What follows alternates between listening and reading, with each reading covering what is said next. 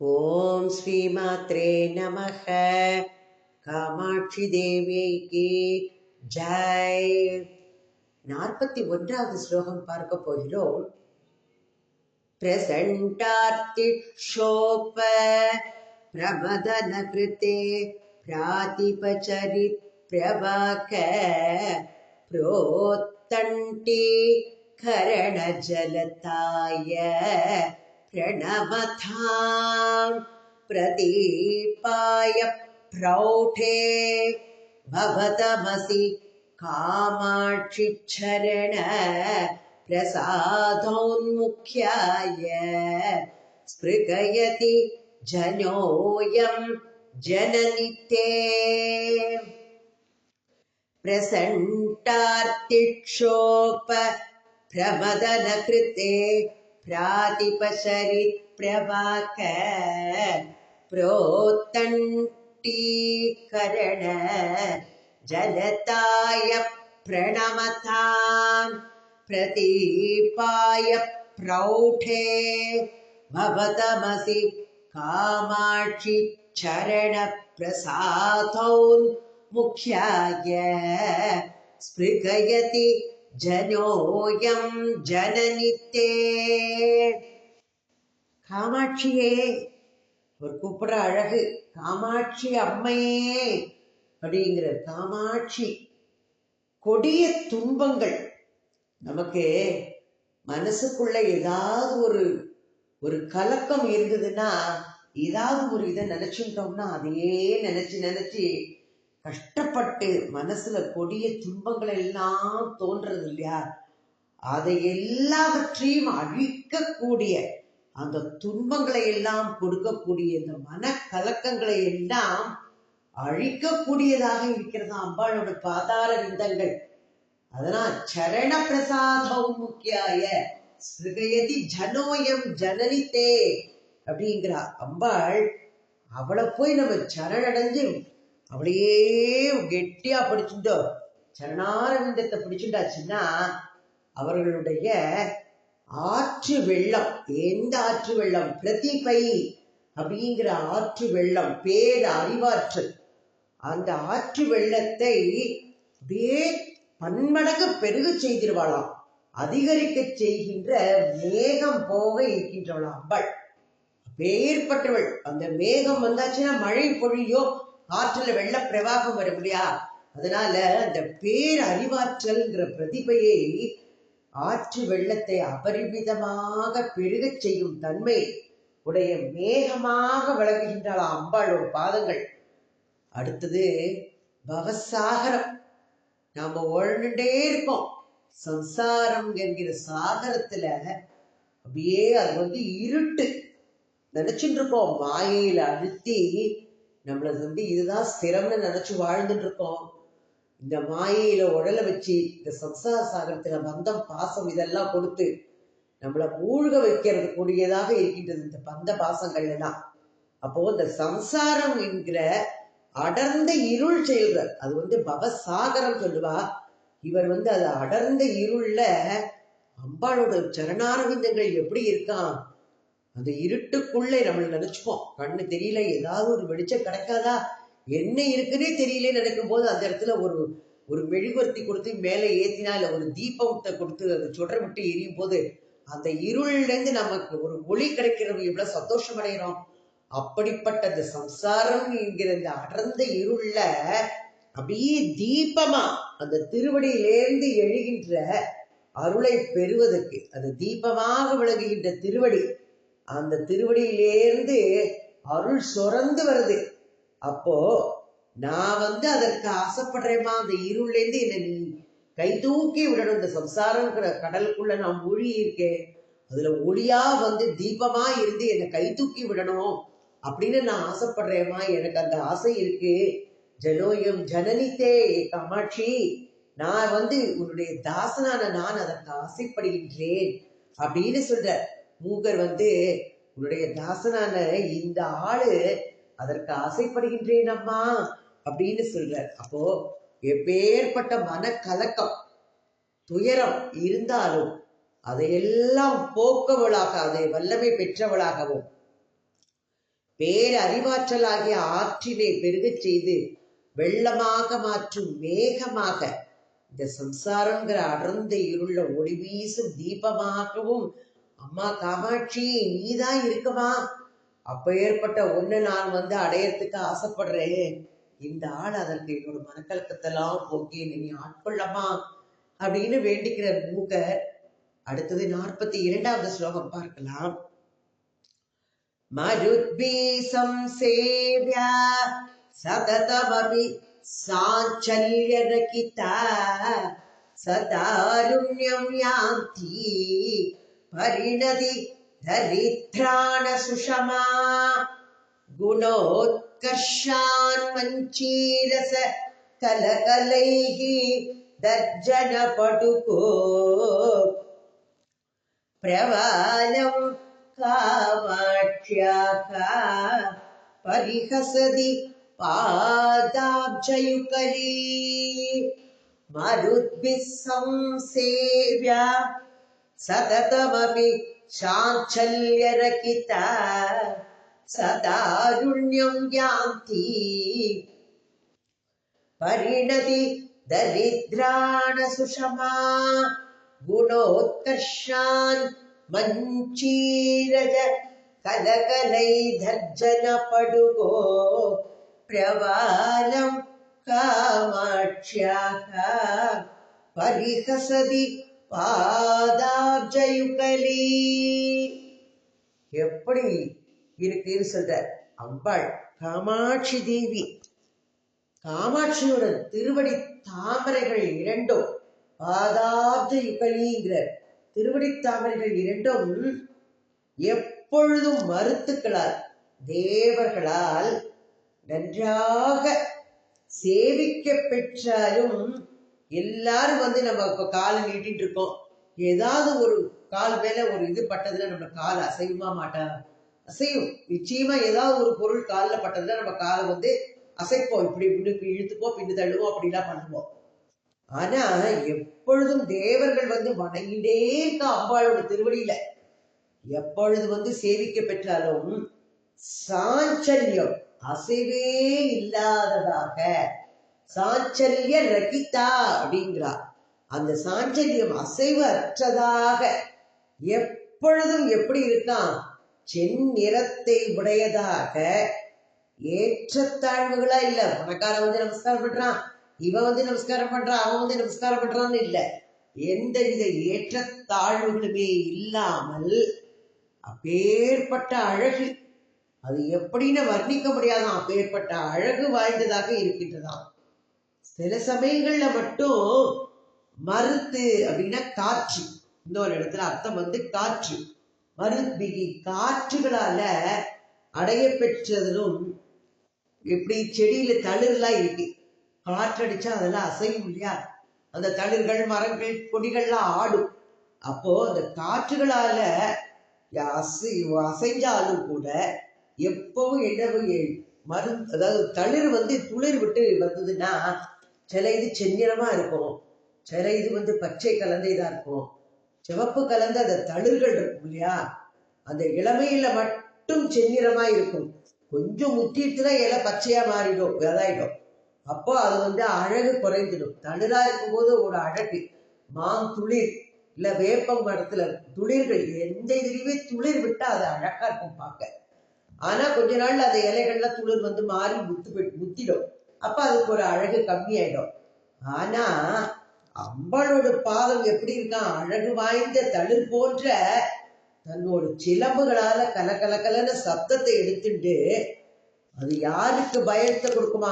எதிரிகளுக்கு பயத்தை கொடுக்கக்கூடியதாகவும், வணங்குகின்றவர்களுக்கு அஞ்சேல் அஞ்சேல் என்று அது சத்தம் செய்து ஆசீர்வதிப்பதாக இருக்கின்றதாகவும், அப்பேற்பட்ட திறமையுடையதாக இருக்கின்றதுனால தன்னோட குணத்தோட மேன்மையினால அது என்ன பண்றதுதான், அந்த தளிரையே பரிகசிக்கிறதாம். அவங்களோட பாதங்கள் எப்போதும் இளமையாவே இருக்குங்கிற செந்தளிர் மாதிரி எப்பொழுதும் சிவப்பு நிறத்தோட அழகா இருக்கு. ஆனா அந்த தளிர்கள் கொஞ்ச நாளாக மித்தி போயிடும், அதை பரிகசிக்கிற மாதிரி இருக்குமா அம்மா உங்களுடைய பாதங்கள் அப்படின்னு சொல்ற மூக்கர்.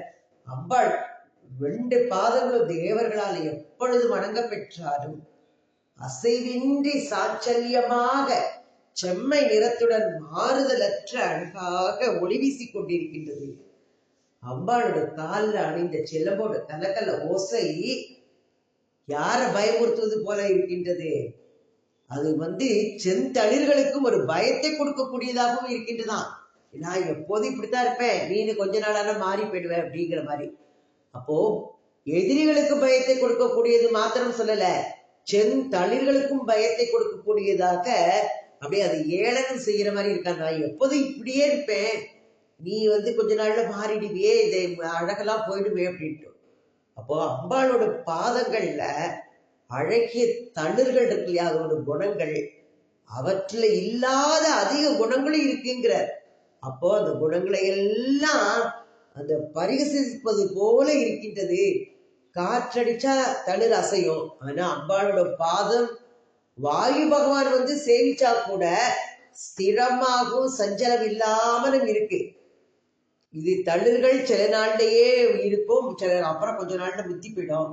ஆனா அம்பாளோட பாதங்களோட மனோகரமான மனத்திற்கு உகந்ததான அந்த சிவப்பு நிறம் எப்பொழுதும் மாறுதல் இல்லாமல் ஒரே விதமாக அதே காந்தியோடு எப்போதும் பிரகாசித்துக் கொண்டிருக்கின்றதுங்கிறார் மூக்க.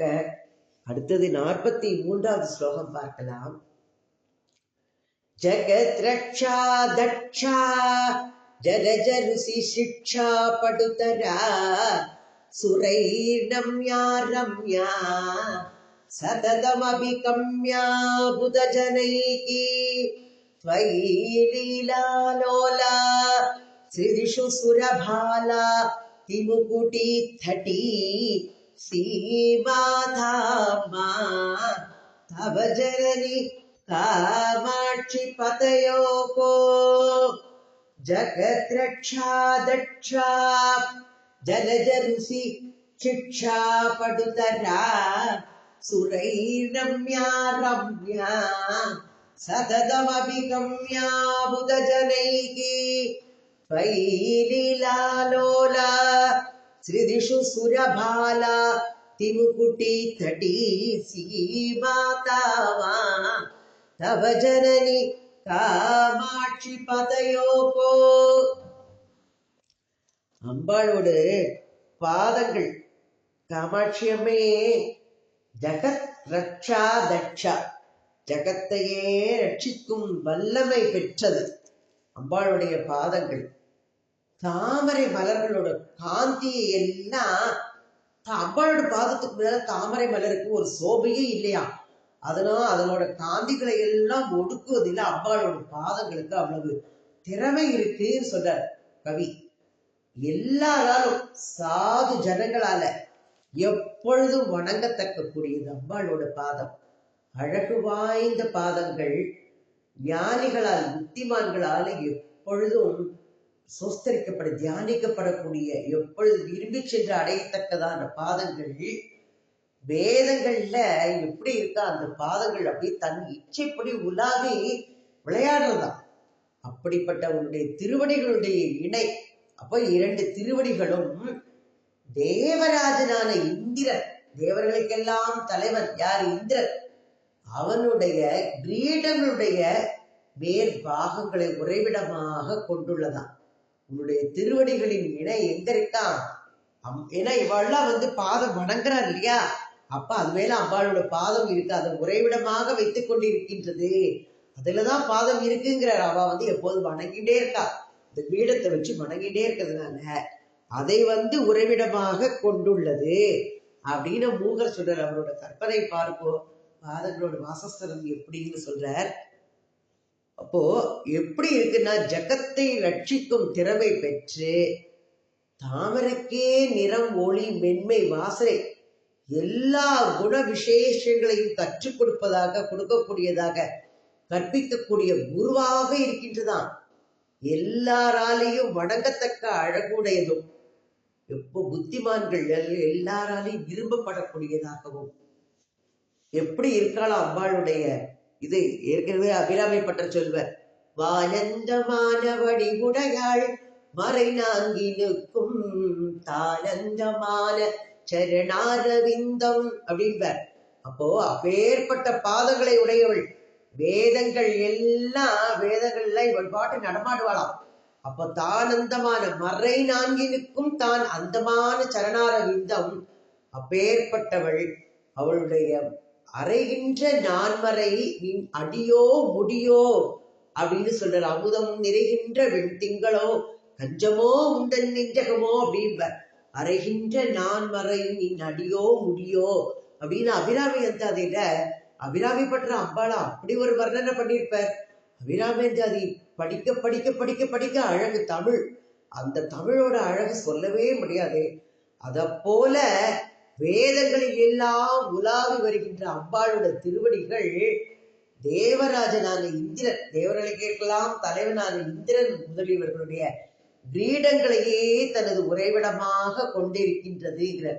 இன்னொன்னு என்ன சொல்வா, ஸ்ருதி சிம்மந்த சிந்தூரி கிருதபாதாப்த தூலிகா சகலா கவ சந்தோக சுக்தி சப்புட மௌத்திகா சர்வ உபனிஷ்டிஷ்டா அப்படின்னு லலிதா சாஸ்திரநாமத்துல எத்தனை நாமங்கள்ல அம்பாளை பத்தி வர்ணனை பண்ணிட்டே இருக்கா. ஒவ்வொருத்தரும் ஒவ்வொரு விதமா அவளோட பாதார விந்தங்கள் திருவடி தாமரைகள் ஒவ்வொருத்தரும் அவளோட வர்ணனை எடுத்துட்டு இருக்கிறதுக்கு அவளோட வர்ணிக்கவே முடியல.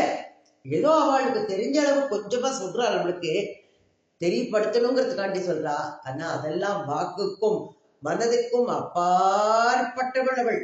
அவளுடைய எதுவுமே நம்மளால சிந்திக்க முடியாது. அதையெல்லாம் தாண்டி இருப்பவள் அவள். நம்மளுக்கு தெரிந்த அளவுக்கு கொஞ்சமா அவ எடுத்து சொல்றா, நமக்கு புரியணுங்கிறதுக்காண்டி.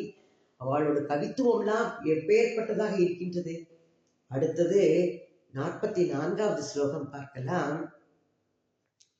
கிராம் தூரௌ சோரௌ ஜடிமதி விராணாம் கிருத ஜகத் பரித்ராணௌ சோணௌ முனி ஹிருதய லீலைக நிபுணௌ நகைஸ்மேரௌ சாரௌ நிகம வசசாம் கண்டித பவக்ரகோன்மாதௌ பாதௌ தவ ஜனனி காமாட்சி கலயே.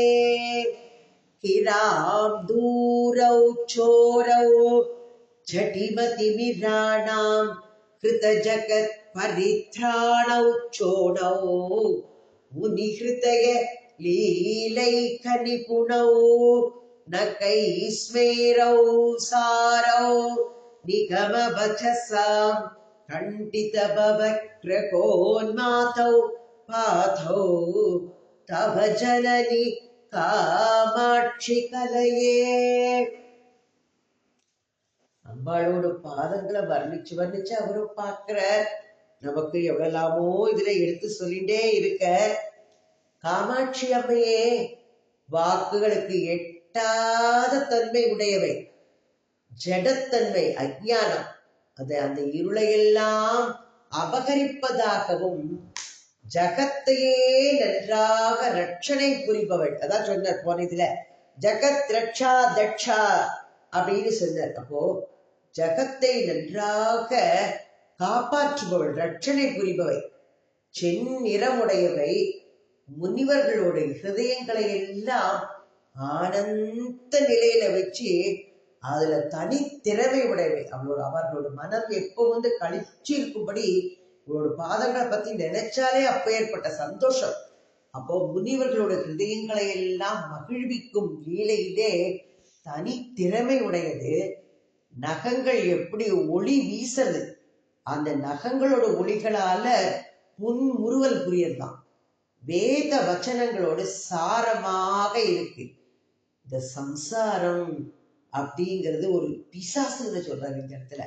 அப்ப இந்த சம்சாரம்ங்கிற பிசாசோட செருக்கை அடக்குபவையாகவும் இருக்கின்ற உன்னுடைய திருவடிகளை நான் தியானம் செய்கின்றேன் மூக்கர்.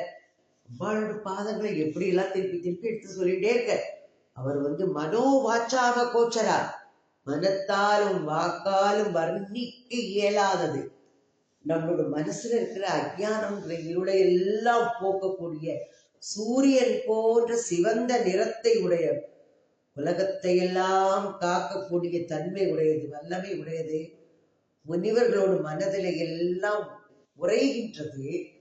நகங்களோட ஒளி அப்படி பிரகாசமா இருக்கு இல்லையா, அதெல்லாம் சிரிப்பது நகைப்பது போல தோன்றுபவையாகவும் வேதங்களோட ஆக்ஞா ரூபமாக இருக்கின்றதுமான நம்ம சம்சாரம் என்னும் இந்த கோர பிடியிலிருந்து காக்க வல்லது, இந்த பவசாகத்திலிருந்து கை தூக்கி விடக்கூடியது. அப்பேற்பட்டதான அந்த அம்பாளுடைய பாதங்களை பலவித உருவதத்தில் நான் தியானம் பண்ணுகின்றேன் அப்படின்னு சொல்ற மூக்க அம்பாளோட பாதங்களை எப்படியெல்லாம் தியானம் பண்றாருன்னு சொல்ற. வாக்காலும் மனத்தாலும் வாக்காலும் வர்ணிக்க முடியாமல் அஞ்ஞானம் இருளை போக்கக்கூடிய சிவந்த வர்ணமுடையது, உலகையெல்லாம் காக்கக்கூடிய வல்லமை படைத்தது, முனிவர்களுடைய மனதிலெல்லாம் உறைபவை, எப்படி நகங்களோட ஒளியில்லாத சிரிப்பது நகைப்பது போல தோற்றமுடையவை, வேதங்களோட ஆக்ஞா ரூபமாக இருப்பவை, நம்ம எல்லாம் இந்த சம்சாரம் என்னும் சாகரம் போற பிடியில் இருந்து காப்பாற்றுபவை. இது எல்லாவற்றையும் அம்பாளோட பாதம் செய்கின்றது. அப்பேற்பட்ட நான் தியானம் பண்ணுகின்றேன் அப்படிங்கிற. காமாட்சி தவஜனனி காமாட்சி கலையே அப்படிங்கிறார். அடுத்தது 45வது ஸ்லோகம். அவிஸ்ராந்தம் பங்கம் யதபி கலயன்யாவகமயம் நிரஸ்யன் காமாட்சி பிரணமனஜுஷாம் பங்கமகிலம் துலா கோட்டி த்வந்த்வம் தததபி ச கச்சன்ன துலதாம் கிராமார்த்தம் பாதோ கிரிவரசுதே லங்கயதி தே. அவிஸ்ராந்தம் பங்கம் யதபி கலயன்யாவகமயம் நிரஸ்யன் காமாட்சி பிரணமனஜுஷாம் பங்கமகிலம் துலா கோட்டி த்வந்த்வம் தததபி ச கச்சன்ன துலதாம் கிராமார்த்தம் பாதோ கிரிவரசுதே லங்கயதி தே. அம்பாளோட பாதார விந்தங்கள் எப்படி இருக்குன்னு சொல்றவர் என்ன சொல்றாரா? காமாட்சியே பர்வத சிரேஷ்டரான ஹிமவானுடைய புத்திரியே கூப்பிடுற.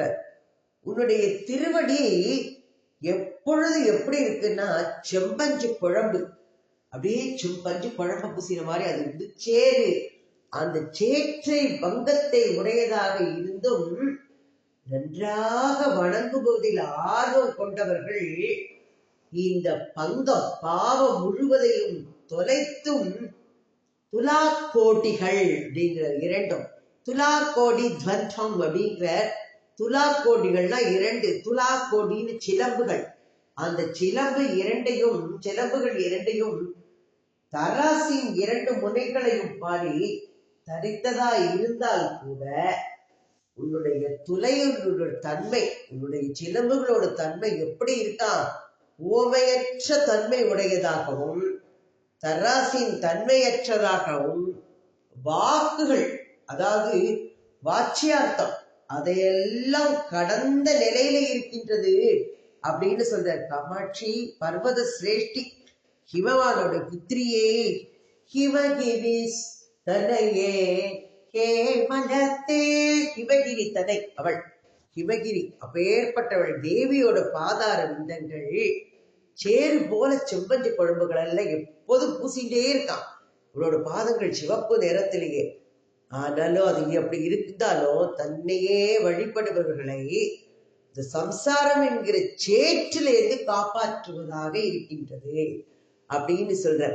அதான் அலை மீது அலையாக துயர் வந்து சேரும் போது அஞ்சாதே எனும் குரலை செவி கேட்குமா அப்படின்னு கேட்பார். அப்போ அதுல சொல்லியிருப்பார், இந்த சம்சாரம்ங்கிற கடல்ல நான் மூழ்கி தத்தளிச்சுட்டு இருக்கேன், எனக்கு ஒரு படகு போல வந்து என்னை காப்பாற்றி கரை சேர்க்க மாட்டாயா அப்படின்னு வந்து சொல்லுவார். அது மாதிரி அந்த அலைகள்ல தத்தளிச்சுட்டு இருக்கிற இந்த படகு மாதிரி நான் வந்து சம்சாரங்கிற இதுல இருக்கேன், நீ ஒரு படகுங்கிறத செலுத்தி என்னை கருணைங்கிற படகுனால என்னை காப்பாத்தி என்னை அக்கறை சேர்க்க மாட்டாயா, இந்த சேற்றிலேருந்து என்னை விடுவிக்க மாட்டாயாங்கிற. இந்த சம்சாரம்ங்கிற சேற்றிலேருந்து காப்பாற்றக்கூடியதாக இருக்கின்றது உன்னுடைய பாதங்கள்.